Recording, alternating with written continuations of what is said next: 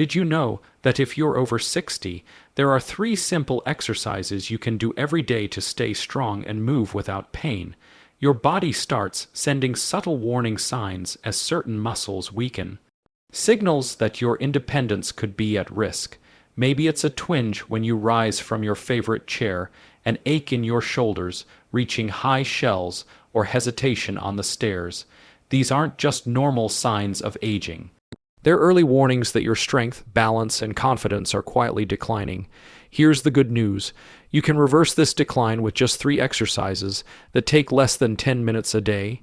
Done right in your living room, they strengthen the muscles that protect your joints, improve balance, and restore pain-free movement. No gym or special equipment is needed, and they're suitable for every fitness level. Studies show adults over 60 lose about 3% of muscle mass each year, which affects mobility, balance, and confidence. Weak muscles put extra stress on knees, back, and shoulders, making everyday tasks harder and riskier. In this video, I'll guide you through the exercises, including easy and advanced variations, so anyone can follow safely. And if you haven't subscribed yet, hit that button and turn on notifications so you never miss a tip to move better and live stronger. Exercise 1, sit to stand. The first exercise is called the sit to stand, and it's the single most important movement pattern for maintaining your independence. Think about how many times a day you need to stand up. From your bed in the morning, from the toilet, from your dining chair, from your car seat. Every single one of these movements relies on the same muscle groups, your quadriceps, glutes, and core. When these muscles weaken, something dangerous happens. You start using momentum instead of strength. You rock forward, throw your weight, and jolt yourself upward. This puts tremendous strain on your knees and lower back, creating the exact pain you're trying to avoid. But when these muscles are strong, standing up becomes effortless, smooth, and completely pain-free. A landmark study in the Journal of Strength and Conditioning Research tracked older adults who practiced sit-to-stand exercises for just 8 weeks. The results were remarkable.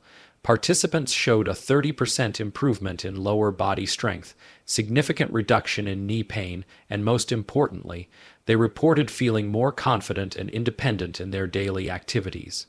Here's how to perform the sit-to-stand correctly. Find a sturdy chair, one without wheels, and sit toward the front edge with your feet flat on the floor about hip-width apart. Your feet should be positioned slightly behind your knees. This is crucial because it puts you in the optimal position to engage your leg muscles rather than straining your back. Before you begin, take a deep breath in through your nose. As you prepare to stand, lean your chest slightly forward, keeping your back straight, not rounded. This forward lean shifts your center of gravity over your feet, which is exactly where it needs to be. Now, as you exhale through your mouth, press through your heels and engage your leg muscles to lift yourself up. Imagine you're pushing the floor away from you rather than pulling yourself up with your upper body. At the top, stand fully upright. Squeeze your glutes gently and hold for just 1 second. Then, as you inhale again, slowly lower yourself back down with control. Don't just drop into the chair. This lowering phase, what exercise scientists call the eccentric phase, is actually where most of the strength building happens. Control is everything here.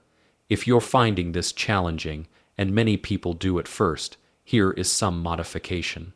Place a cushion or folded towel on the chair to raise the height. The higher you start, the easier the movement becomes. You can also use your hands on the armrests or on your thighs for light assistance, but try to do less and less of this as you get stronger. The goal is to let your legs do the work. Start with 3 sets of 8 to 10 repetitions, 3 times per week. As you build strength over the coming weeks, you can increase to 12 or 15 repetitions.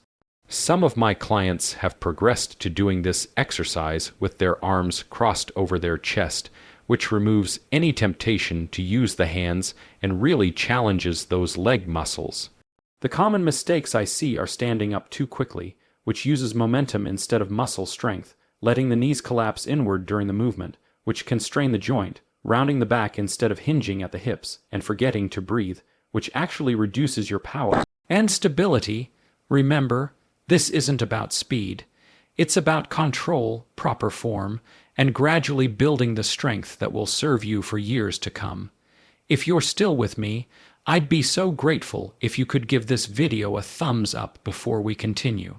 I've got a little brain challenge for you, and at the end, I'll ask what you've learned just to see how much fun you had while exercising your mind. Wonderful. Thank you so much for staying with me. And if you'd like, please consider subscribing so we can keep learning, moving, and staying healthy together. Exercise number 2, wall push-ups. The second exercise is the wall push-up, and this movement is absolutely essential for upper body strength and protecting your shoulders. Research published in the Journal of Physical Therapy Science demonstrated that upper body strengthening exercises, particularly push-up variations, significantly improve posture, reduce shoulder pain, and enhance functional capacity in older adults. The participants in this study reported less pain during daily activities and greater ease in tasks requiring upper body strength. Here's how to perform a wall push-up with perfect form. Stand facing a wall about an arm's length away. Place your hands flat against the wall at shoulder height and slightly wider than your shoulders. Your fingers should point upward or slightly outward, whatever feels most comfortable for your wrists. Step your feet back just 6 to 12 in. The farther back you step, the more challenging the exercise becomes, so start conservatively. Your body should form a straight line from your head to your heels. This is critical. Engage your core muscles gently, as if someone were about to poke your stomach and you wanted to brace for it. Now take a deep breath in through your nose. As you exhale through your mouth, slowly bend your elbows and bring your chest toward the wall. Keep your elbows at about a 45 degrees angle from your body, not flared out to the sides. This protects your shoulder joints. Lower yourself until your nose is just a few inches from the wall, or as far as feels comfortable. Pause for just a moment at the bottom. Then, as you inhale again, press through your palms and straighten your arms to return to the starting position. Your body should move as one solid unit. No sagging at the hips, no arching at the lower back. The beauty of this exercise is in its adaptability. If you're just starting out or recovering from an injury, stand closer to the wall. This reduces the angle and makes the movement gentler as you build strength over the coming weeks. Step your feet back farther to increase the challenge. Some of my more advanced clients have even progressed to doing push-ups against a kitchen counter, then a sturdy table, and eventually on the floor from their knees. Start with 3 sets of 8 to 10 repetitions 3 times per week. Focus on slow, controlled movement. Each repetition should take about 4 to 5 seconds. 2 seconds going down, a brief pause, 2 seconds coming back up. This controlled tempo is what builds real functional strength. The breathing pattern is just as important as the movement itself. Exhaling as you push away activates your core muscles and stabilizes your spine. This isn't just an upper body exercise. It's a full body stability movement that trains your core, improves your balance, and protects your back.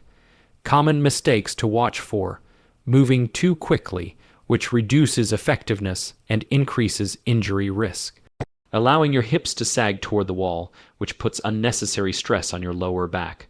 Holding your breath, which can spike your blood pressure and reduce power, and placing your hands too high or too low on the wall, which can strain your shoulders. One of my favorite things about wall push-ups is that you can do them anywhere: waiting for your coffee to brew, do a set, watching television during a commercial break, another set. The convenience removes all excuses and makes consistency so much easier. If you're still here and my content is easy to understand, please type yes in the comments. If it's confusing or hard to follow, type number 2. This really helps us create better content for you in the future, and we truly appreciate your feedback. Exercise number 3, standing march with arm swings. The third and final exercise is the standing march with arm swings, and this movement might just be the most underrated exercise for overall health and longevity. This dynamic exercise combines cardiovascular conditioning, balance training, coordination, and full body muscle activation all in one simple movement. It's like getting 4 exercises in one. Here's why this matters so much. As we age, our cardiovascular fitness naturally declines. Our heart becomes less efficient. Our blood vessels lose elasticity. Our stamina decreases. But research from the American Heart Association shows that even moderate cardiovascular activity performed regularly can reduce the risk of heart disease, improve circulation, boost energy levels, and even enhance cognitive function. At the same time, this exercise challenges your balance in a safe, controlled way. You're lifting one leg at a time, shifting your weight, and coordinating your arms and legs together. This trains the exact balance and coordination skills you need for walking, climbing stairs, and preventing falls. A study in the Journal of Aging and Physical Activity confirmed that exercises combining movement patterns like marching significantly improve balance and reduce fall risk in older adults. Here's how to perform the standing march with arm swings correctly. Stand tall with your feet hip-width apart. If you need extra stability, position yourself near a wall or sturdy chair that you can touch lightly if needed. Begin by engaging your core muscles gently and rolling your shoulders back so your posture is upright and strong. Now, lift your right knee up toward your chest. You don't need to bring it all the way up. Lift it to a height that feels comfortable and controlled. Somewhere between hip and waist level is perfect. As your right knee lifts, swing your left arm forward and your right arm back, just like you're walking with an exaggerated motion.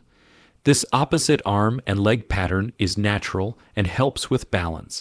Lower your right foot back down with control, don't just drop it, then immediately lift your left knee and swing your right arm forward. Continue alternating in a smooth rhythmic pattern as you march. Focus on lifting through your knees, not just shuffling your feet. Really engage those hip flexor muscles and keep your movements deliberate and controlled, not rushed. The arm swings are just as important as the leg movement. Swinging your arms activates your shoulder muscles, improves posture, and increases the cardiovascular demand of the exercise. It also helps with balance by creating a natural counterbalance to your leg movements. Breathe naturally throughout the movement. Don't hold your breath. Some people like to inhale for 2 steps and exhale for 2 steps, creating a rhythmic breathing pattern that actually makes the exercise feel easier and more sustainable. Start with 1 to 2 minutes of continuous marching. Rest for 30 seconds, then repeat for a total of 3 rounds. As your stamina improves over the coming weeks, you can increase to 3 or even 5 minutes per round. The goal isn't to march as fast as possible, it's to maintain good form, controlled movement, and steady breathing throughout. If you're finding this challenging at first, here are some modifications. March in place without the arm swings to simplify the coordination. You can also lift your knees just a few inches off the ground rather than bringing them high, or hold on to a chair with one hand for extra stability while you march. As you get stronger and more confident, gradually reduce the support and add the arm swings back in. For those looking for more challenge, try marching with higher knee lifts, picking up the pace slightly while maintaining control, or adding light hand weights. Even 1 lb weights can significantly increase the upper body challenge. Common mistakes include marching too quickly and losing control, slouching forward instead of maintaining upright posture, holding your breath or breathing shallowly, and landing hard on your feet instead of stepping down with control. This exercise is perfect for warming up before your other exercises or as a standalone movement to get your heart rate up and your blood flowing. I recommend doing it every single day if possible. Just 3 to 5 minutes of marching can wake up your entire body, improve your mood, and set a positive tone for your day. Here's a little brain challenge for you. When starting wall push-ups, how many repetitions should you aim for at your starting point? If you know the answer, go ahead and type it in the comments. And if you don't remember, that's completely fine. Just type 9 in the comments. There's no shame at all. This is just a fun way to see how attentively you're following along and how sincerely you're exercising both your body and mind. There you have it.